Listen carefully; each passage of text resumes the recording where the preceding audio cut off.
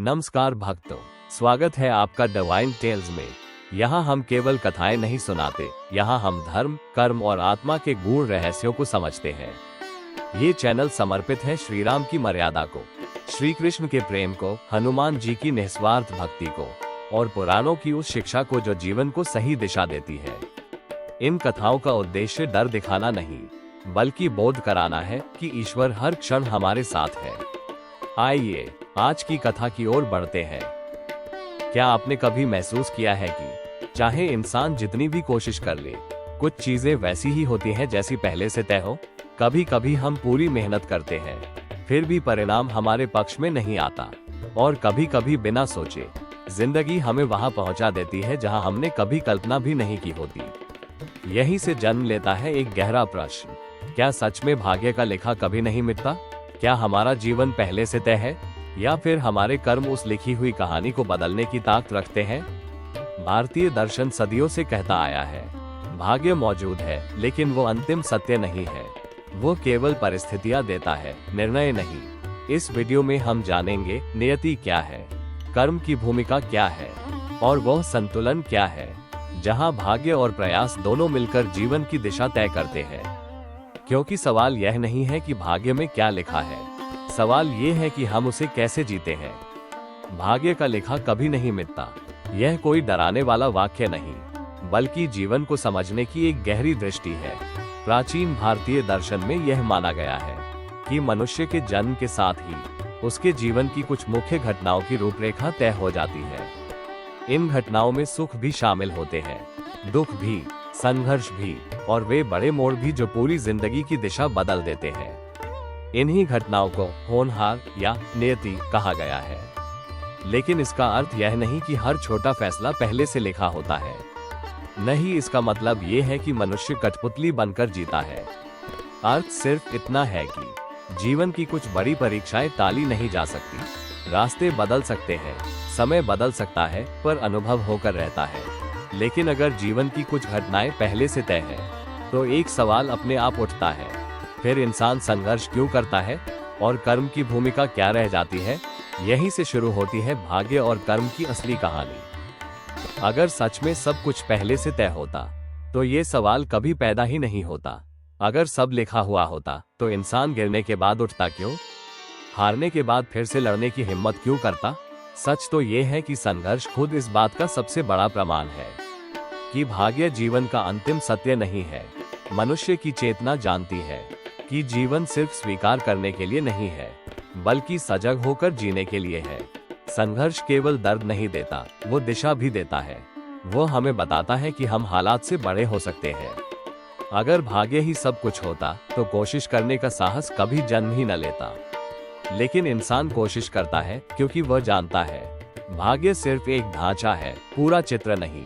चित्र में रंग भरने का काम कर्म करता है। लेकिन यहीं पर सबसे बड़ा भ्रम शुरू होता है। भाग्य क्या है और कर्म क्या है? क्योंकि जब तक इन दोनों का अंतर साफ नहीं होगा, तब तक जीवन की यह पहेली समझ में नहीं आएगी। यहीं पर सबसे ज्यादा लोग उलझ जाते हैं। यहीं से भ्रम पैदा होता है और यहीं से जिंदगी को लेकर गलत समझ बनती है। लोग अक्सर भाग्य और कर्म को एक ही चीज मान लेते हैं, जबकि सच्चाई ये है कि दोनों की भूमिकाएं बिल्कुल अलग है। तो पहले समझते हैं भाग्य क्या है। भाग्य है हमारा जन्म किन परिस्थितियों में हुआ, किस परिवार में हुआ, किस समाज और किस समय में हुआ। भाग्य है वे मौके जो अचानक मिल जाते हैं और वे अवसर जो बिना पूछे छिन जाते हैं। अब सवाल आता है, कर्म क्या है? कर्म है उन परिस्थितियों में लिया गया हमारा निर्णय, डर के आगे झुक जाना या साहस के साथ खड़े हो जाना। कर्म है सही और गलत के बीच किया गया वो चुनाव, जो हमारे चरित्र को गढ़ता है। यही कारण है कि कहा गया है, भाग्य मंच देता है लेकिन मंच पर अभिनय कर्म करता है। लेकिन एक सवाल अब भी बाकी है, अगर भाग्य परिस्थितियां देता है, तो वह बनता कहां से है? भाग्य आखिर आता कहां से है और कर्म उसका फल कैसे बन जाता है? प्राचीन भारतीय दर्शन इस विषय पर बहुत स्पष्ट है। भाग्य कोई ईश्वर की मनमानी नहीं है, नहीं यह किसी के साथ पक्षपात है। भाग्य बनता है कर्मों से, हमारे पूर्व जन्मों में किए गए कर्म और इस जन्म में अब तक किए गए संचित कर्म, यही मिलकर भाग्य का स्वरूप बनाते हैं। जो हम कभी कर चुके हैं, जो निर्णय हम ले चुके हैं और जिन भावनाओं से हमने कर्म किए हैं, वही आगे चलकर नियति बनकर हमारे सामने आता है। इसीलिए शास्त्रों में ये कहा गया है, भाग्य सजा नहीं है, भाग्य फल है। जैसा बीज बोया गया है, वैसा ही फल किसी न किसी रूप में अवश्य मिलता है। कभी तुरंत, कभी देर से और कभी ऐसे रूप में जिसे हम समझ नहीं पाते। लेकिन यहाँ एक बात समझना बहुत जरूरी है, अगर भाग्य कर्मों से बनता है तो फिर सवाल उठता है, क्या केवल भाग्य ही सफलता तय करता है या फिर परिस्थितियों के बीच प्रयास की भी कोई भूमिका होती है? अक्सर हम ये कहते हुए सुनते हैं, जब तक भाग्य साथ नहीं देता तब तक सफलता नहीं मिलती। ये बात पूरी तरह गलत भी नहीं है, क्योंकि सच ये है कि कई परिस्थितियां हमारे नियंत्रण से बाहर होती है। कभी साधन नहीं मिलते, कभी समय साथ नहीं देता और कभी अवसर आते ही नहीं। लेकिन इसका यह अर्थ कभी नहीं होता कि मनुष्य प्रयास छोड़ दे। भारतीय शास्त्र स्पष्ट कहते हैं, कर्म करना मनुष्य का अधिकार भी है और कर्तव्य भी। परिणाम हमारे हाथ में हो या ना हो, प्रयास हमारे हाथ में हमेशा रहता है। जो इंसान केवल भाग्य का इंतजार करता है, भाग्य उसके सामने भी मौन रहता है, क्योंकि प्रयास के बिना भाग्य भी जागता नहीं। अब यहाँ एक और गहरा प्रश्न उठता है, अगर प्रयास जरूरी है तो फिर ऐसा क्यों होता है कि कुछ लोग मेहनत करके भी वही पाते हैं जो पहले से लिखा होता है, और कुछ लोग उसी परिणाम को पूरी तरह अलग तरह से अनुभव करते हैं? यहीं से कर्म की असली ताकत समझ में आती है।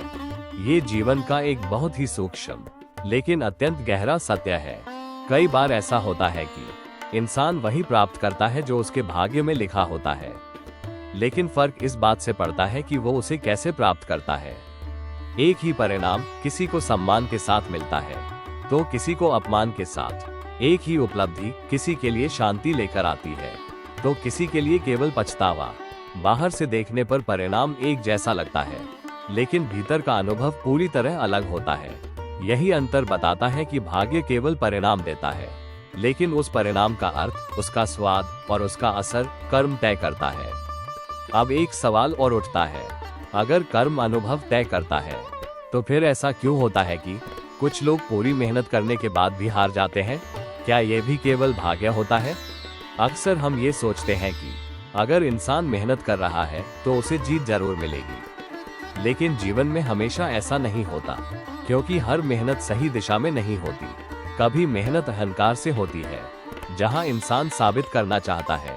कभी मेहनत डर से होती है, जहां इंसान हार से भाग रहा होता है।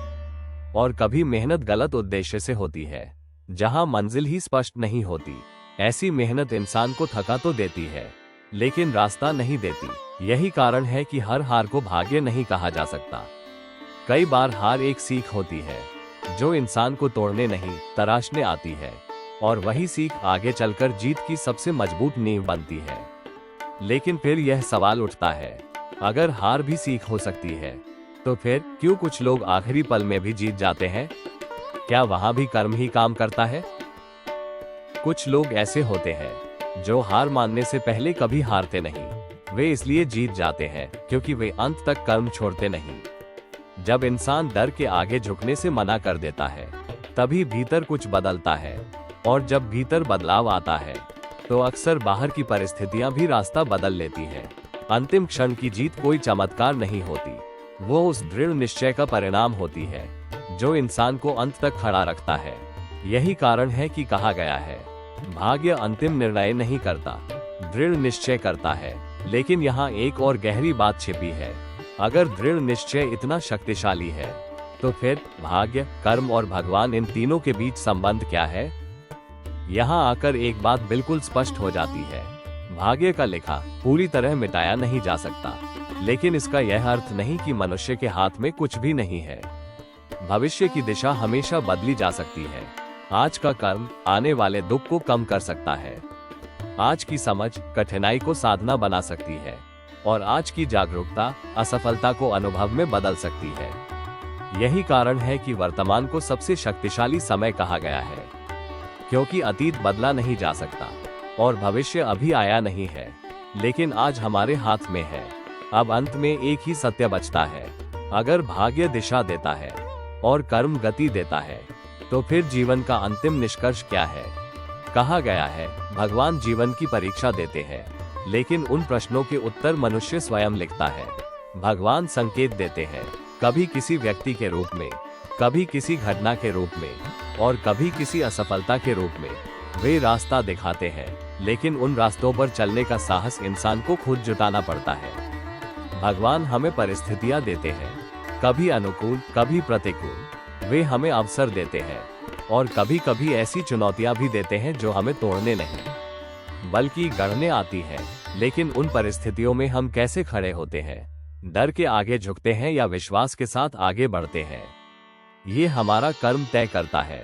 इसीलिए ये भी कहा गया है, भगवान भी उसी की सहायता करते हैं जो स्वयं प्रयास करता है, क्योंकि प्रयास ही वो भाषा है जिसे ईश्वर भी समझते हैं। भाग्य हमें रोकने के लिए नहीं होता, वह हमें जागरूक करने के लिए होता है। वह हमें ये याद दिलाने आता है कि जीवन केवल सहने का नाम नहीं, सचेत होकर जीने का नाम है। क्योंकि अंत में भगवान दिशा देते हैं, भाग्य अवसर देता है और मनुष्य अपने कर्म से अपने जीवन की कहानी गढ़ता है। इसलिए याद रखिए, भाग्य का लिखा मिटता नहीं, लेकिन उसे कैसे जीना है यह निर्णय हम स्वयं करते हैं। भाग्य का लिखा कभी नहीं मिटता। यह वाक्य हमें डराने के लिए नहीं है, नहीं हमें यह महसूस कराने के लिए कि हम बेबस हैं। यह वाक्य हमें धैर्य सिखाने के लिए है। ये हमें ये समझाने के लिए है कि जीवन में हर चीज हमारे नियंत्रण में नहीं होती, लेकिन यही विचार हमें कभी भी निष्क्रिय नहीं बनाता। क्योंकि जहाँ नियंत्रण समाप्त होता है, वहीं चेतना और समझ की शुरुआत होती है। ये दर्शन हमें याद दिलाता है, बीते को स्वीकार करो, क्योंकि अतीत को बदलना किसी के भी हाथ में नहीं है, लेकिन वर्तमान को सुधारो, क्योंकि यही एकमात्र समय है जो सच में हमारे हाथ में है। और भविष्य को कर्म से गढ़ो, क्योंकि आने वाला कल किसी और से नहीं, आज लिए गए हमारे निर्णयों से बनता है। हर छोटा निर्णय, हर छोटा प्रयास और हर ईमानदार कर्म भविष्य की नींव रखता है। अंत में सत्य यही है, भाग्य हमें परिस्थितियां देता है, मंच तैयार करता है, पर उस मंच पर हम कौन बनते हैं ये हमारे कर्म तय करते हैं। इसलिए जीवन से लड़ो नहीं, उसे समझो, क्योंकि जिस दिन इंसान अपने कर्म के प्रति सजग हो जाता है, जिम्मेदारी लेना सीख जाता है, उसी दिन भाग्य भी उसके साथ चलने लगता है। अगर यह कथा आपको स्पर्श कर गई हो तो लाइक जरूर करें और ऐसी ही धर्म, भक्ति और प्रेरणा से भरी कथाओं के लिए डिवाइन टेल्स को सब्सक्राइब करना न भूलें। आपका सहयोग हमें और बेहतर रचनाएं साझा करने की प्रेरणा देता है।